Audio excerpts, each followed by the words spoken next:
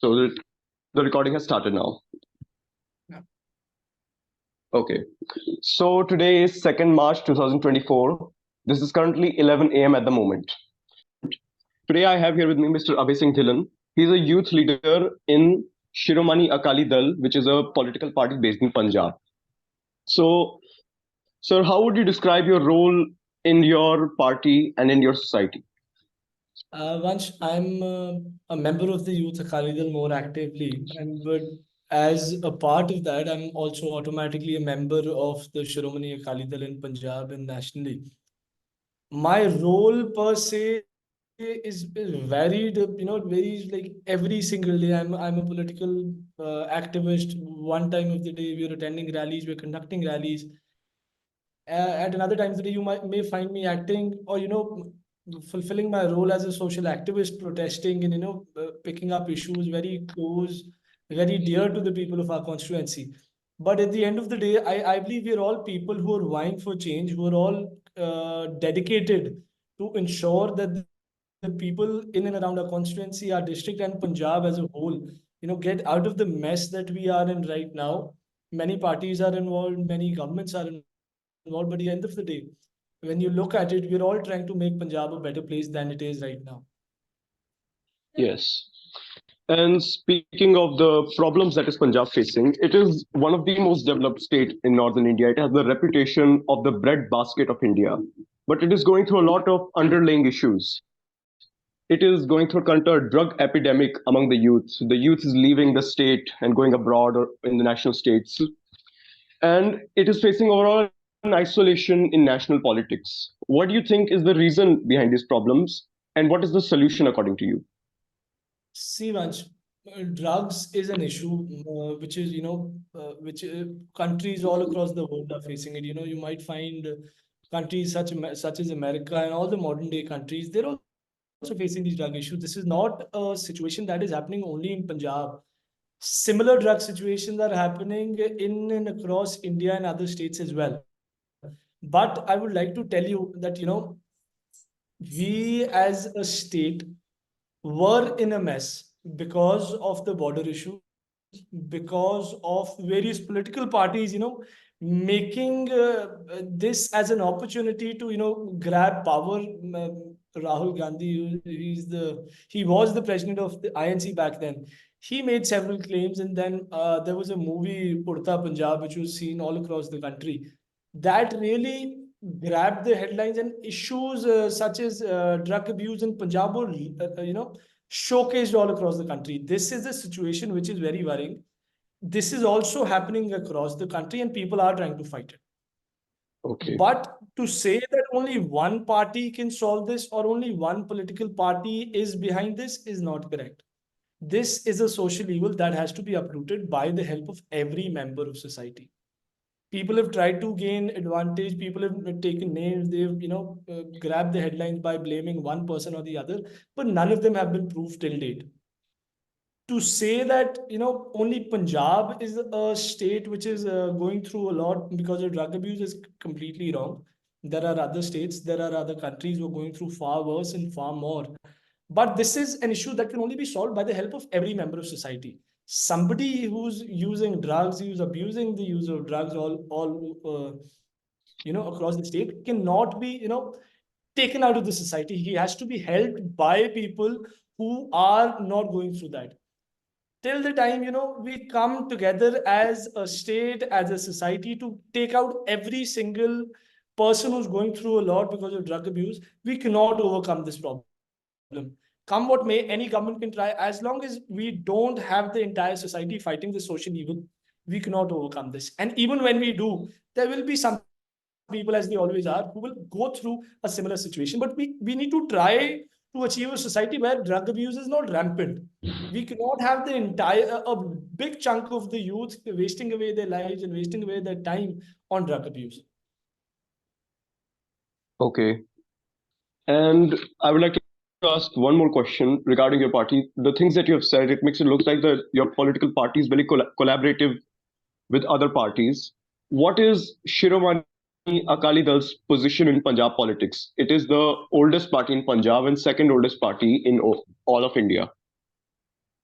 See, this is the second, this is the oldest party in Punjab, but I like to correct you, this is also the oldest party in the country.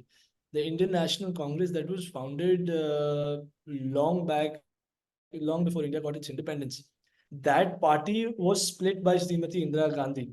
So the new Congress is the INC Indira. That is not the old party that was always there. So I like to put that across that this is the oldest party. This is a party that has a long history of sacrifices. This is a party fighting for Punjab, the Panth, as we call it, the people of Punjab, and every minority that is in the country today. They can trace their route back to agitations, to protests, which were supported by the Shiromani Akali Dal, called the emergency by Mrs. Indira Gandhi, the then Prime Minister, independence movements, and everything. Every single person in this country can trace their root backs to an agitation of which the Shiromani Akali Dal was actively a part of.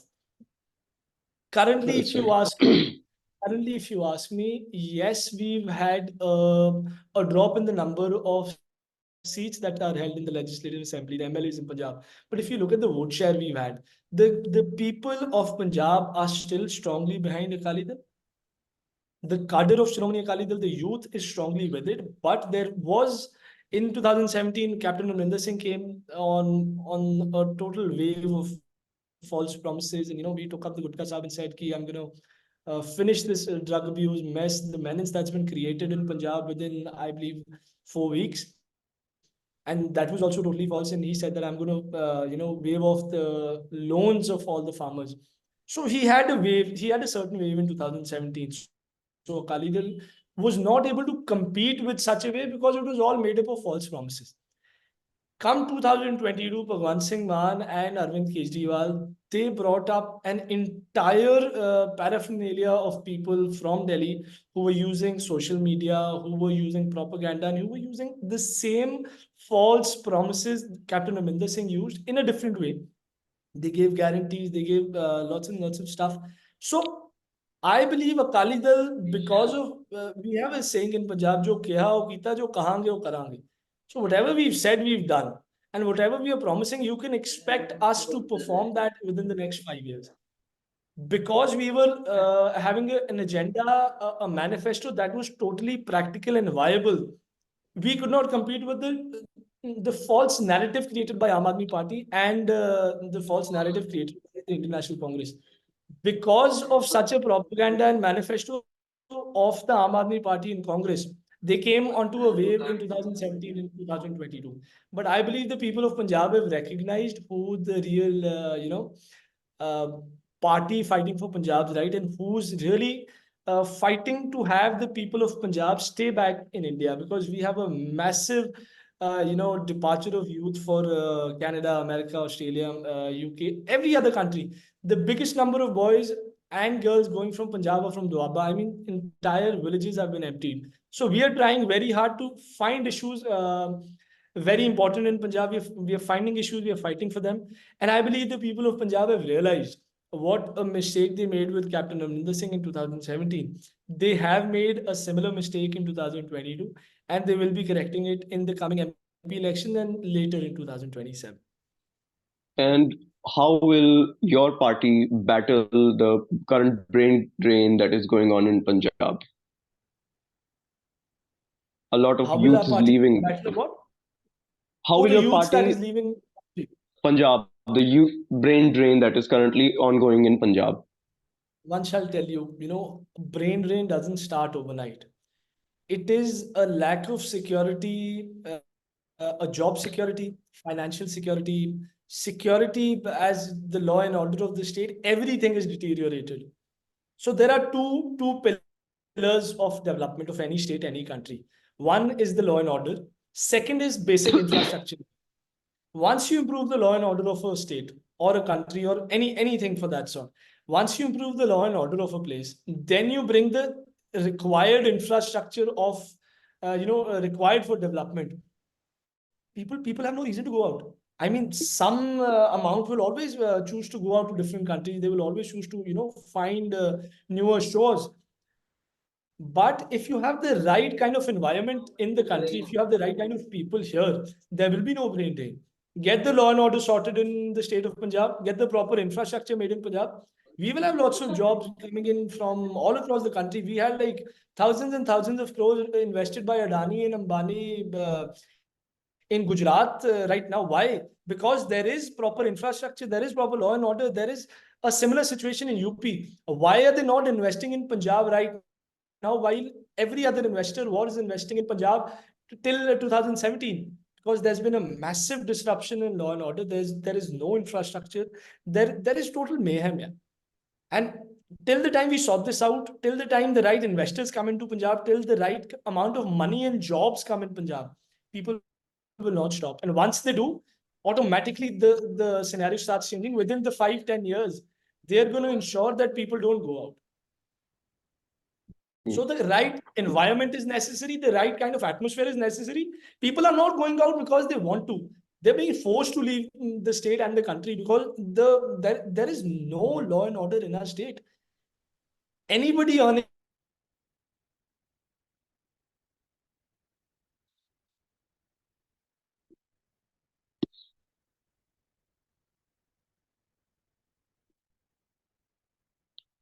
Sir, I can't hear you. and people will automatically start working in Punjab. They will prefer working in Punjab than going off to Canada, America, or anywhere else. Okay. And you have talked about UP and Gujarat. These are states ruled by the BJP. So, regardless of the problems that BJP has, it is said to be a party that is greatly investing in infrastructure and is bringing businesses into this country. What is BJP doing in India that political parties cannot do in Punjab? I cannot comment on what is right and what is wrong within the BJP because I'm not part of that. All I can say is wherever, coming back to my point, wherever there is total development, wherever you can find the right infrastructure, the state thrives. I mean, investments are going to come in. People are going to want to invest in your state. People are going to, want to stay in your state.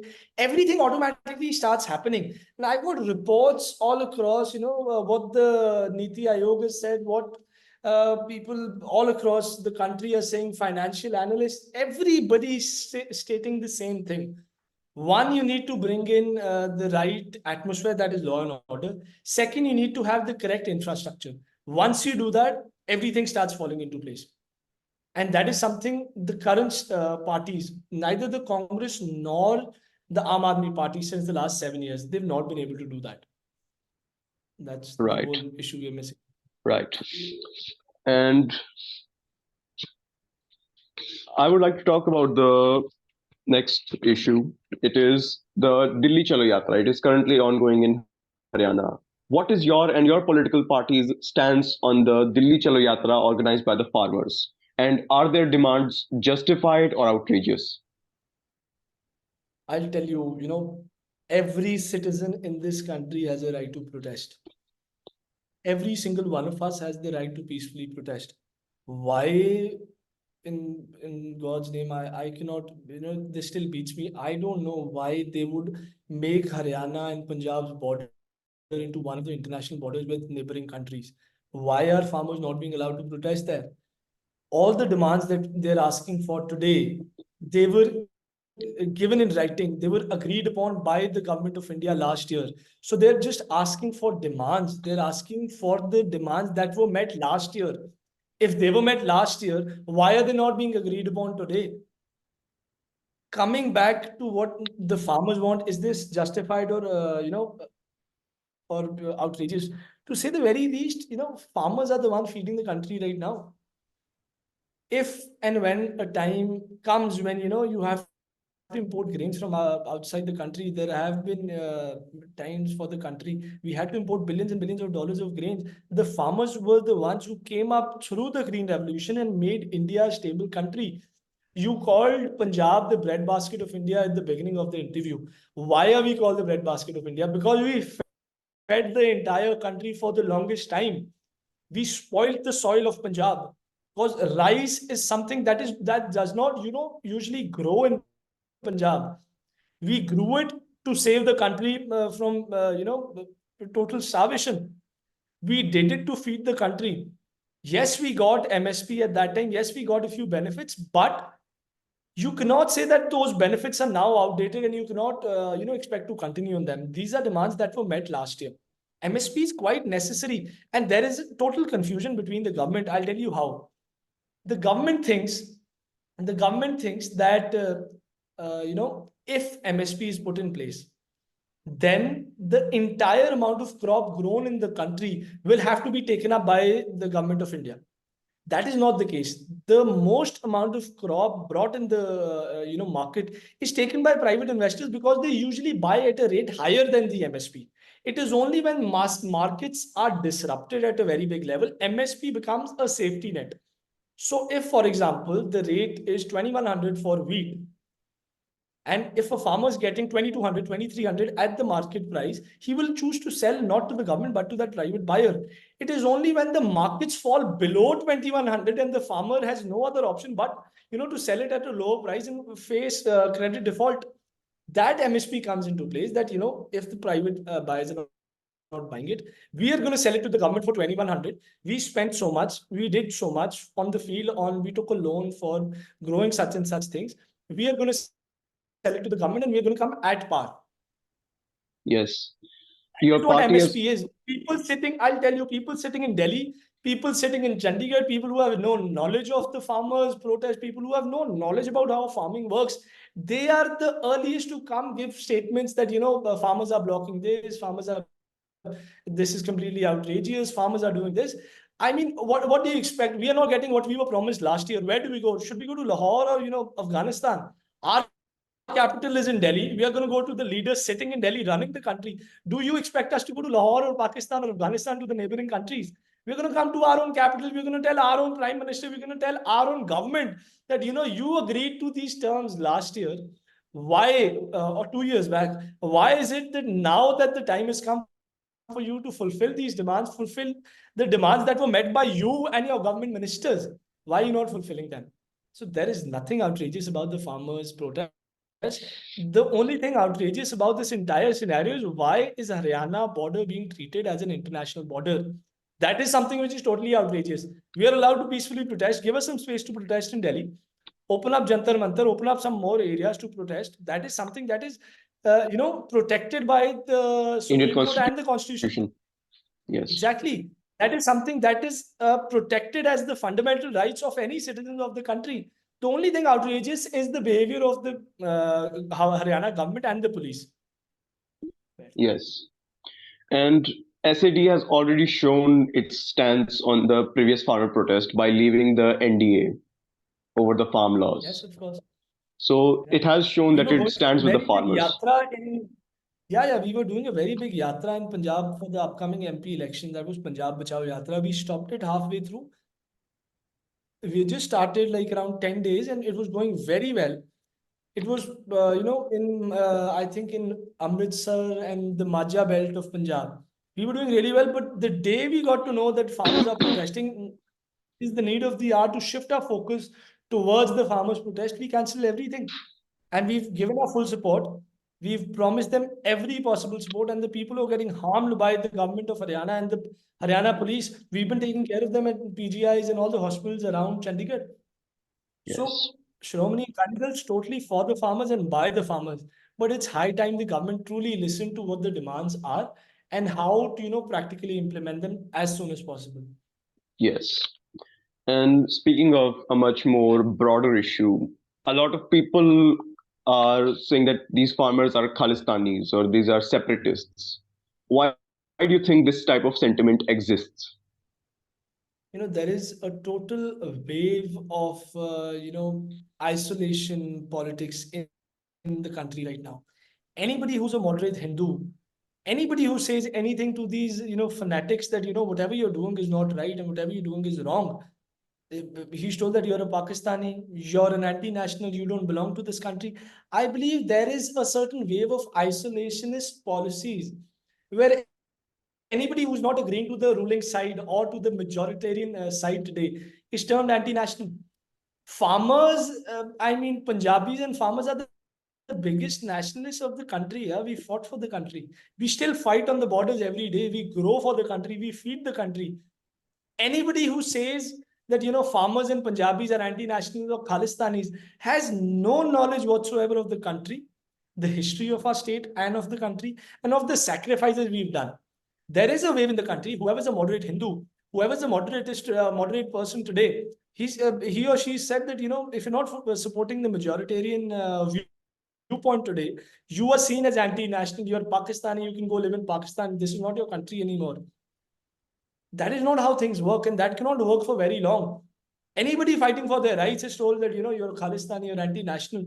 But anybody saying that has zero knowledge of the sacrifices we have made, has absolute zero knowledge of the history of the state and the country. And I believe anybody saying that with no knowledge has no right to comment upon that, and has no right to be taken seriously for their statements. Right. And speaking on Khalistan, is the Khalistan problem as prominent in Punjab, as relevant as the media or the right makes it out to be? There is no Khalistan problem as such. Everybody in the country has a right to demand their own, organization or a place to stay at. There is no complete outright call to separate from the country.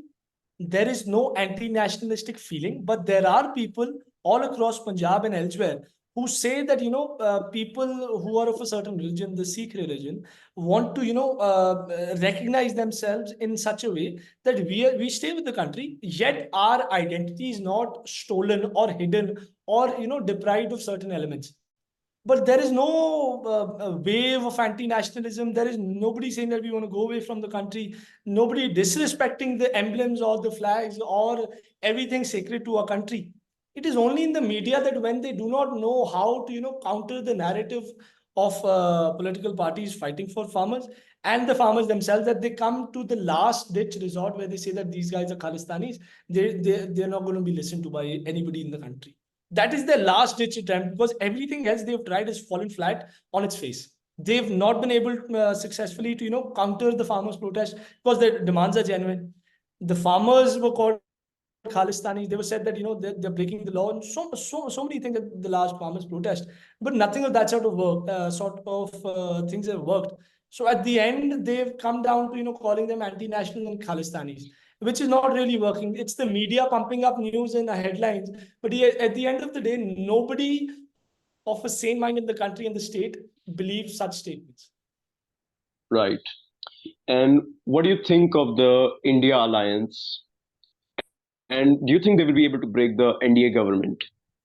What I think right now is really of no use, because politics is a profession where everything changes every single day.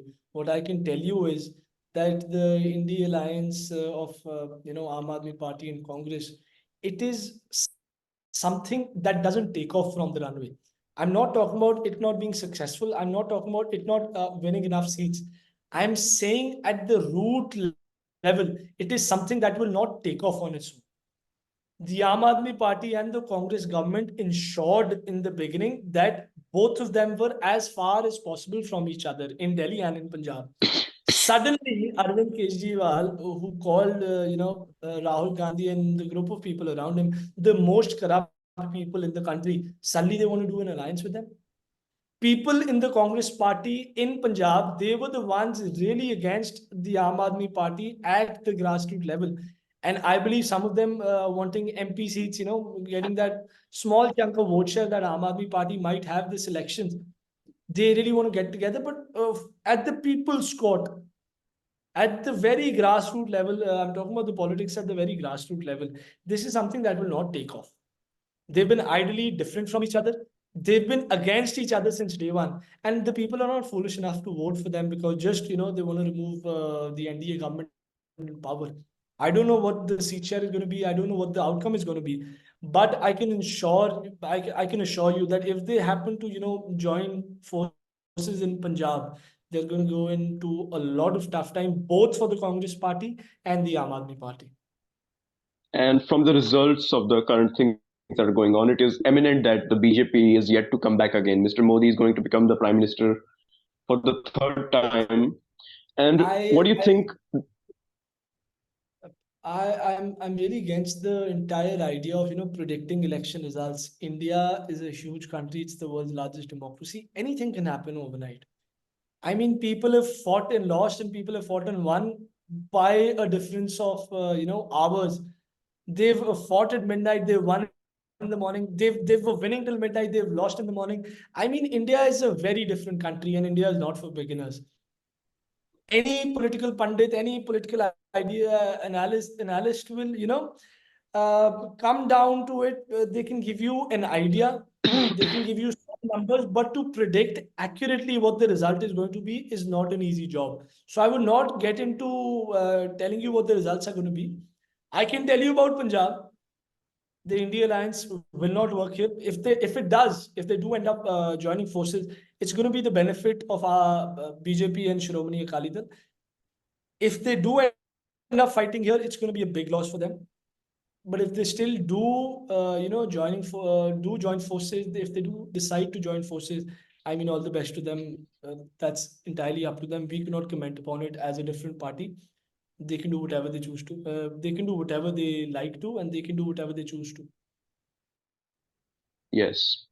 And coming back to your political party, how would you describe your party president, Mr. Sukhbir Singh Badal, and what reflections do you carry of his? He is a very hardworking person. He is somebody who's, there's this saying in Punjabi that you should remain in Chardi Kala. Despite all odds, despite all the obstacles in life that may be coming your way, keep yourself in high spirits. He's an example of that. I believe he's the biggest example of that for everybody around him. We've had certain losses, we've had a turn of events for us, for good or for worse. But he has stayed very, in that Calm. spirit, very calm and very hardworking. I mean, the amount of work he's been doing has not changed. It has gone more and more since the day one. But I believe he's an example of Chardi Kala to us. He's a very hardworking person, and we are proud to have been working under somebody who's had close experience of working with Sardar Prakash Singh Badal. He's his son at the end of the day, Yes. but we are glad and we are proud to be working under somebody who has so much insight, so much experience of doing seva for Punjab and doing work for Punjab. Okay, now we are coming to the end. What message would you like to give to the audience? uh, the audience, I don't know how many people are watching this or how many people will watch this or what the age group will be or what the gender will be. So I'll give you a very basic message for everybody, especially for the people of Punjab. Vote and support people who are good for your constituency and good for your family.